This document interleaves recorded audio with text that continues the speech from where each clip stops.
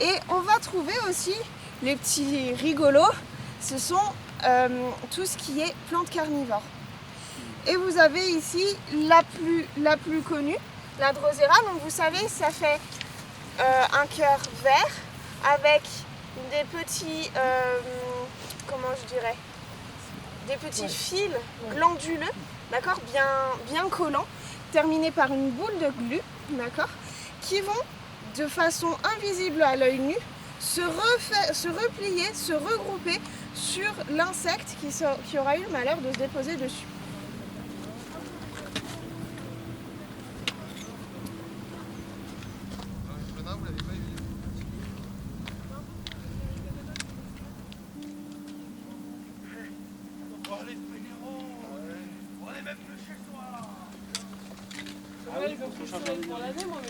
Mais moi je croyais que c'était les pieds qu'il fallait mettre.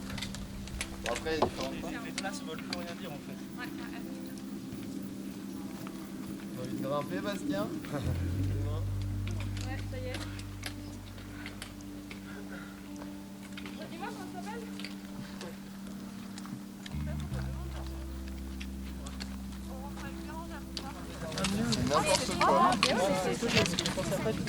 N'importe quoi. Bah oui, c'est ça.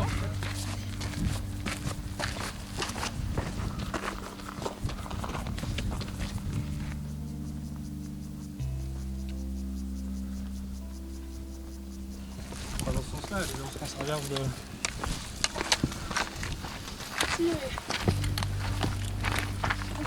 Moi? Ouais. J'ai fait 2 ans de bio, ouais. 2 ans de bio, mais avant t'as fait quoi?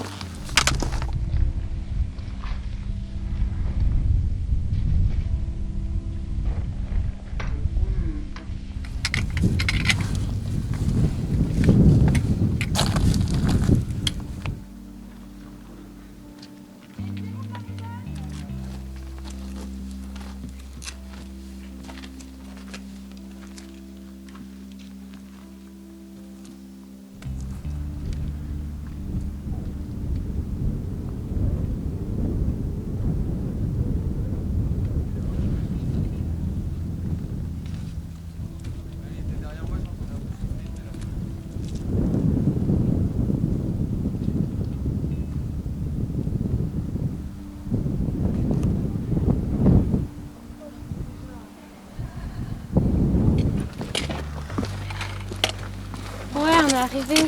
C'est le muet. Oui. Parce que là, il n'y aurait plus aujourd'hui, ça n'aurait pas été la même chose. Bah, du coup, là, 2006.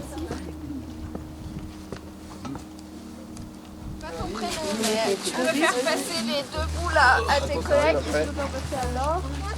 Tomate. La elle a eu chaud quoi. Juste une Je autre. l'ai gardé au européen, donc en fait ça nous permet d'avoir des financements pour réintroduire cette espèce-là parce qu'elle est primordiale dans la chaîne alimentaire. En fait, le gypaète barbu, c'est le dernier de la chaîne alimentaire et c'est celui qui va se nourrir des os, donc qui passe en dernier. Et il est très sensible au niveau... donc en fait, il a des sucs digestifs qui sont très très importants pour digérer les os. C'est la seule espèce qui arrive à faire ça. Et il est sensible sur plusieurs aspects, donc il est sensible notamment parce que, par exemple, les chasseurs emploient encore des balles en plomb. Et le plomb, en fait, donc il tue des animaux. En montagne, ça peut être un chamois. Ils vont prendre ce qui les intéresse et ils laissent le reste du corps dans la montagne. Donc le gypaète et tout l'ensemble des charognards vont venir. Le problème, c'est que le plomb, en fait, il se diffuse dans les os. Et donc, le gypaète, il peut être intoxiqué et donc on appelle ça le saturnisme.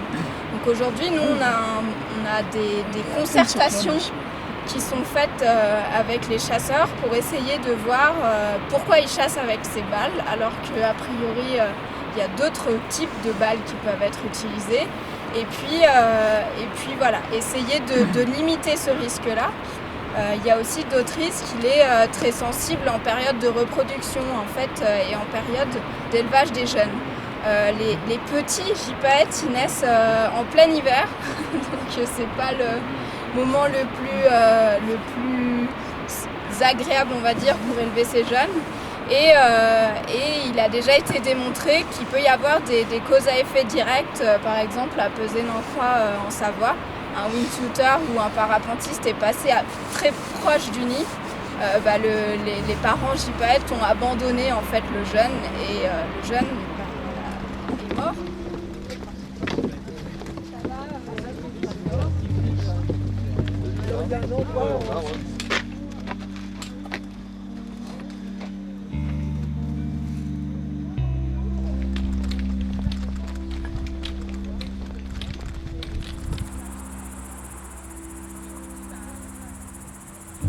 Ouais, c'est comme si t'as participé à les laisser